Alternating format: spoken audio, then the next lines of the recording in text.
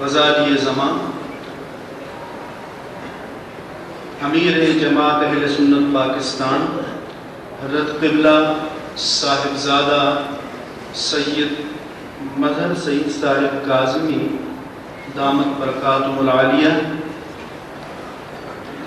مفتی اعظم پاکستان کے جانشین، مجلس علماء نظامیہ کے سرپرست اعلیٰ، جامعہ نظامیہ رضویہ کے ناظم اعلیٰ حضرت علامہ صاحبزادہ عبد المصطفیٰ صاحب جعلہ اللہ سرا لابی ووارثا لوراثت ابی وامینا لجمیع امانات ابی، جامعہ نظامیہ رضویہ میں حضرت قبلہ مفتی اعظم پاکستان رحمہ اللہ تعالیٰ کے جملہ باوفا رفقا حضرت علامہ مولانا محمد عبدالستار سعیدی، علامہ مفتی محمد صدیق ہزاروی، علامہ غلام فرید ہزاروی، مفتی صاحب کے تمام صاحبزادگان اور مجلس علماء نظامیہ کے جملہ عہدیداران و اراکین اور اسٹیج کے اس جانب اور بالمقابل تشریف فرما جملہ اجلہ افاضل اکابر علماء کرام، مشائخ اعظام اور زعماء کرام اور میرے عزیز طالب علم ساتھیوں، وقت بہت محدود ہو چکا ہے اور صابر شاہ صاحب کے پاس بھی چٹ اس لیے آئی تھی کہ پہلے لوگ وقت کو چٹ کر چکے ہیں، اب پیچھے کچھ بھی نہیں بچا۔ میں چند باتیں عرض کرنا چاہتا ہوں۔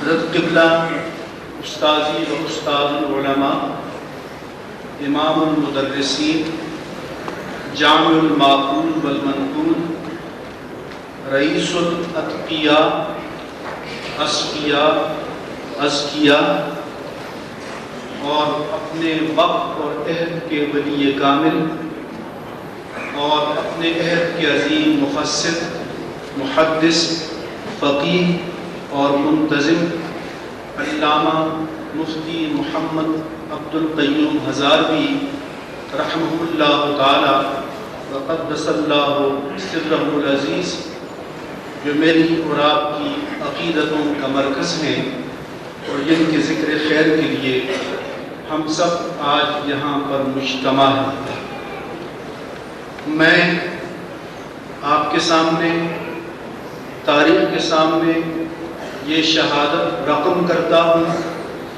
کہ میں نے اپنی زندگی میں 5 اشروں تک مفتی عبد القیوم ہزاروی صاحب کے علاوہ کوئی اور ایسا شخص نہیں دیکھا کہ فجر کے بعد سے لے کر ما بعد المغرب تک جس کا سارے کا سارا وقت اللہ کے پیارے حبیب کے دین مدین کی خدمت میں صرف ہوا۔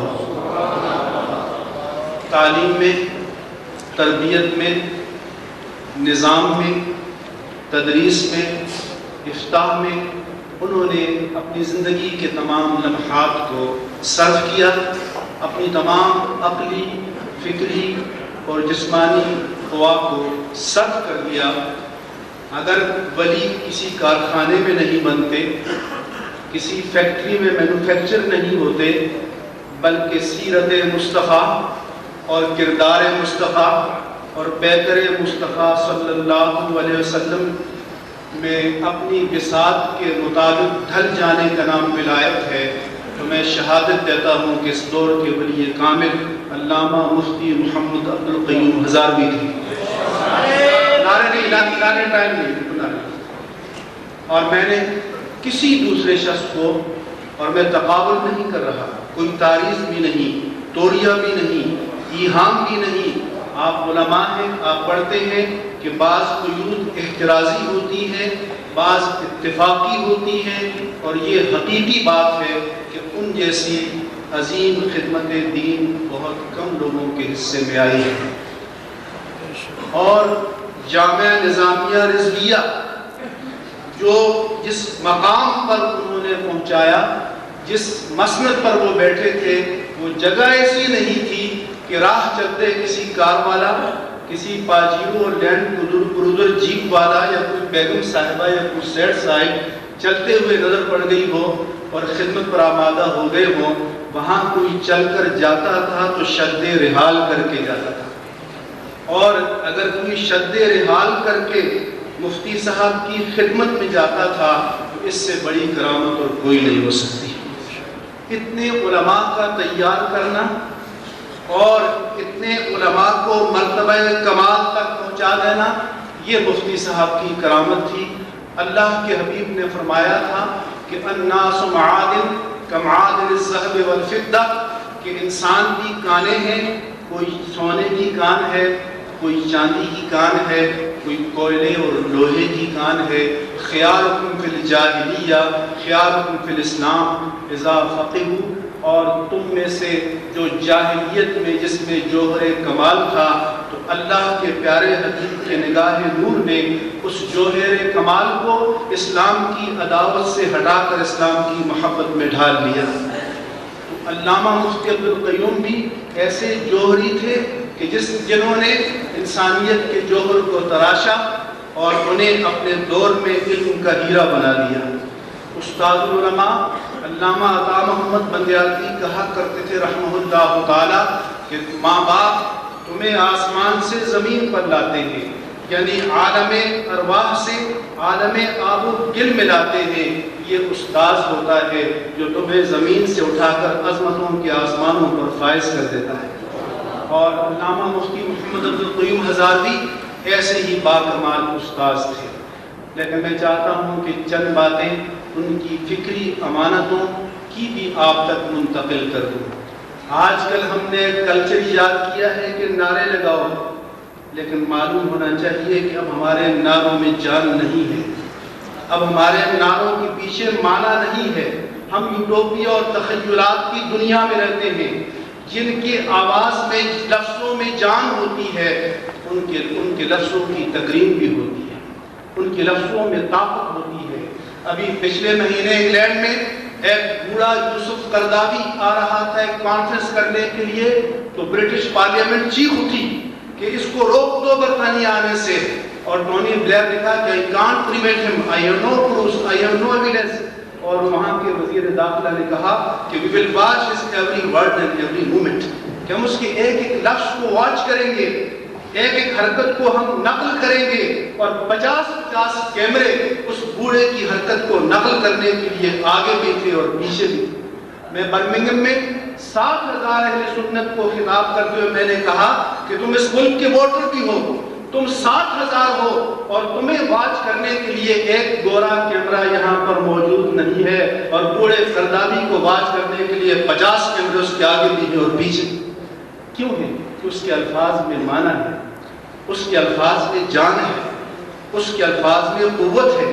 اقبال نے کہا تھا کہ یہ سحر جو کبھی فردا ہے کبھی یہ بروز، نہیں معلوم کہ ہوتی ہے کہاں سے پیدا، وہ سحر جس سے لرزتا ہے شبستان وجود، ہوتی ہے بندے مومن کی اذان سے پیدا۔ لیکن آج ہماری اذان سے وہ سحر پیدا نہیں ہو رہی۔ مجھ سے پہلے کہا گیا کہ افغانستان کے بارے میں آپ کے تحفظات ہو سکتے ہیں، ہمارے کوئی تحفظات نہیں افغانستان کے بارے میں۔ اس دور کے فرعون نے، اس دور کے نمرود نے آج کے مسلمانوں پر جو تباہی برپا کی اور مسلط کی ہے، ماضی کے تمام فرائض اور ماضی کے تمام نماردہ کے ظلم کو جمع کر دیا جائے، اس دور کے فرعون کا ظلم سب پر بھاری ہے۔ آپ آج بھی گھر جانبدار ہیں؟ مجھے بتائیے کہ نجف اشرف، کربلائے معلی، حضرت امام اعظم، کاظمین مقازمین مقدسین، حضرت القادریہ کی حرمتوں کو پامال کرتے ہوئے جو ڈیزی کٹر بم، جو ٹام ہاک کروز میزائل، جو کلسٹر میزائل برسے ہیں، اس نے آپ کی عقیدتوں کے سینے کو چھلنی نہیں کیا؟ کیا اور آپ کو انتظار ہے؟ اور وقت چاہیے آپ کو؟ کل حجاز مقدس کی جانب رخ کریں گے، تو پھر بھی آپ کی ایمان کو غیرت نہیں آئے گی. اگر اب نہیں آتی تو پھر کبھی نہیں آئے گی. اس لیے امت مسلمہ سے اپنے آپ کو جدا نہ کرو. ہم امت مسلمہ کا حصہ ہیں. امت کا درد ہمارا درد ہے, ان کا کرب ہمارا کرب ہے, ان کی اذیت ہماری اذیت ہے, ان کا دکھ ہمارا دکھ ہے, اور ہم ان سے ہرگز جدا نہیں ہیں اور کبھی جدا نہیں ہوں گے. اور میں آپ کو بتانا چاہتا ہوں کہ اب نعروں کے بل پر کچھ نہیں ہوگا. نالین مقدسین کے سرقے سے آپ کی قوت کو, آپ کی مزاحمت کو ہم آزمایا گیا, اور آپ نے نعروں سے بازیاب کرنا چاہا, نہیں ہوا. مگر یہ سفر اب قانون تحفظ ناموس رسالت میں خنجر پیوست کرنے والا ہے. کیا اس پر بھی آپ کے جاندار رہیں گے؟ اس کے بعد پھر ہمارا مسلک, ہماری سنیت, اس کا مقصد کیا رہ جاتا ہے؟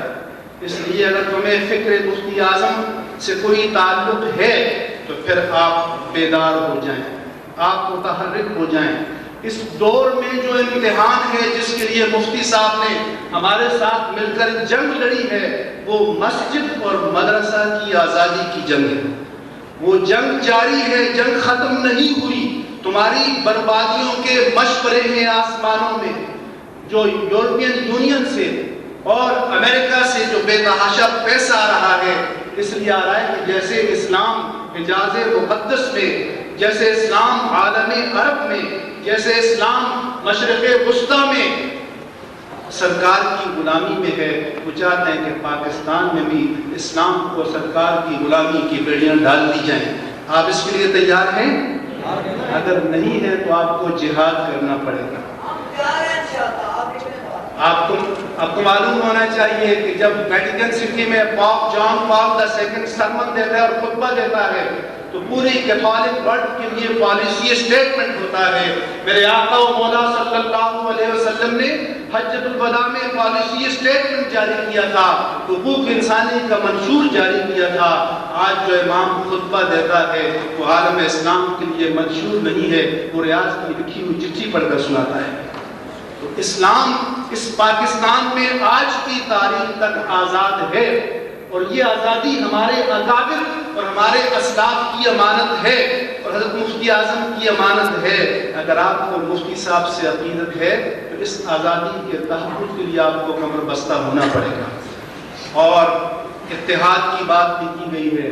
ہم نے مفتی صاحب قبلہ اور علامہ نورانی صاحب کے درمیان قربت پیدا کی تھی, ہم نے کوشش کی تھی, اور علامہ نورانی نے مفتی صاحب کو اسٹیج پر کہا کہ کوئی دانستہ یا نادانستہ مجھ سے خطا یا غلطی ہو تو میں آپ سے معافی چاہتا ہوں. یہ نورانی میاں کی عظمت تھی, اور عظمت کردار والا شخص ہی یہ بات کہہ سکتا ہے.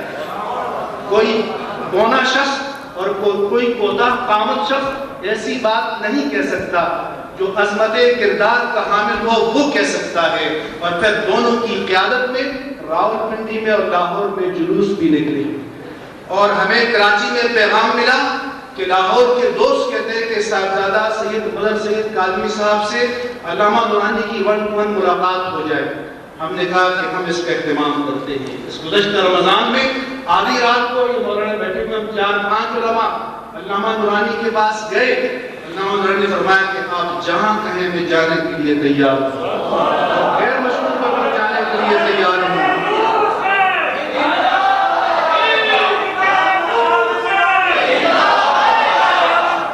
چلے گا, اور اتحاد کے فضائل پر تقریر کرنے سے کام نہیں چلے گا. اس کے لیے اپنی انانیت, اپنی نفسانیت اور اپنی بے معنی خودی کی قربانیاں دینی پڑیں گی. اس کے لیے ایثار سے کام لینا پڑے گا. اگر ایثار سے کام لیں گے اور اپنی انا کو قربان کریں گے, اور اپنی ذات کو جمعیت پر, اور اپنی ذات کو جماعت پر, اور اپنی ذات کو اہل سنت کی اجتماعی قوت پر قربان کریں گے تو آج اتحاد ہو سکتا ہے. لیکن اگر یہ بات پیدا نہیں ہو سکتی تو اتحاد کے فضائل پر تقریریں کرنے سے اتحاد کبھی نہیں ہوگا. اس لیے میں سمجھتا ہوں کہ جس بستی میں ہم پہنچ چکے ہیں, اب آگے بستی کا سفر کرنے کے لیے کوئی منزل باقی نہیں ہے. اس بارے مذلت کے نیچے اور کوئی گڑھا نہیں ہے. کہ جس میں ہم گریں. جتنی ابتلا اور آزمائش ہماری ہو چکی ہے اور کوئی امتحان کا پرچہ باقی نہیں ہے. اب تو ایک ہی بات ہے کہ ہم بیدار ہو جائیں, ہم خواب غفلت سے جاگ جائیں, اور جن کو علامہ مفتی محمد عبد القیوم ہزاروی رحمہ اللہ تعالی اور مفتی اعظم پاکستان سے عقیدت ہے اور محبت ہے, تو انہیں چاہیے کہ اپنا وزن ایک ہی پلڑے میں ڈالیں, اور وہ پلڑا یہ ہے کہ اہل سنت کی طاقت کو مجتمع کیا جائے. آپ کسی اتحاد میں جائیں یا نہ جائیں, اپنی قوت کے بغیر جائیں گے تب بھی بے وزن ہیں, اور اپنی قوت کے بغیر باہر رہیں گے تب بھی بے وزن ہیں, لیکن اپنی جمعیت کو قائم کر کے اگر آپ جائیں گے تو سب سے وزندار آپ ثابت ہوں گے. اس لیے میں چاہتا ہوں کہ مفتی صاحب کا پیغام یہ ہے کہ مدارس کا جال پھیلا دو, مدارس کی آزادی کا تحفظ کرو, مسجد کے ممبر کی آزادی کا تحفظ کرو, اور جو مشن مفتی صاحب نے جاری کیا تھا وہ پورا کرو, اور جو یہاں کے مستفیدین ہیں ان کو یہ بھی کرنا چاہیے کہ سب اپنے وسائل سے, ہر عالم اپنے وسائل سے اتنے پیسے جمع کرے کہ ایک مفتی عبد القیوم ہال بھی شیخو پورہ میں بن جائے. اور میں انشاءاللہ میں بھی ان کا ایک ادنا خادم اور میں بھی ان کا ادنا شاگرد ہوں, میں بھی اپنا حصہ ڈالوں گا, آپ بھی اپنا حصہ ڈالیں. اور جیسا پیر شرف پوری نے کہا کہ کلچر کو بدلو, یہ جو محافل نعت کا اس انداز سے آرٹسٹ پالنے کا کلچر پیدا کیا ہے, اللہ کے لیے اس کلچر کو بدلو. اور صرف دیگیں چڑھانے کو عقیدت کی علامت بنا دیا گیا ہے, اس کلچر کو بدلو. ان تمام پیسوں کو جمع کر کے دینی اداروں اور دینی لٹریچر پر اور دینی تنظیمات پر صرف کرو. میں نے برکتی جماعت اہل سنت برطانیہ نے استقبالیہ دیا تو میں نے کہا کہ آپ کس مقام پر کھڑے ہیں برطانیہ میں, اور میں نے تقابل کر کے بتایا تو ایک عالم کھڑے ہوئے اور اس نے کہا کہ اگر علماء فتویٰ دے سکیں کہ 1 مہینے کی 11ویں اگر اس کام کے لیے لگا دی جائے تو بہت بڑا کام ہو سکتا ہے. میں نے کہا کیا غوث اعظم کو یہی چاہیے تھا کہ میرے نام سے دیگیں پکاؤ اور کھاؤ اور چلے جاؤ؟ میں نے کہا کہ سارے مہینوں کی 11ویں کو جمع کر دو, 4 ملین پاؤنڈ جو 40 کروڑ کے برابر ہوتے ہیں, وہ سال میں 11ویں کے نام پر دیگیں چڑھا کر خرچ ہوتے ہیں. میں نے کہا 1 سال کی اگر تم 11ویں خرچ کرو اور غوث اعظم انٹرنیشنل اسلامک یونیورسٹی برطانیہ میں بنا دو, 1 سال کی 11ویں سے بن جائے گی. آپ مجھے بتائیں کہ وہ بڑا ایصال ثواب ہوگا یا دیگیں چڑھانا بڑا ایصال ثواب ہے؟ اس لیے اللہ کے لیے آپ علماء اٹھیں, کلچر کو بدلیں.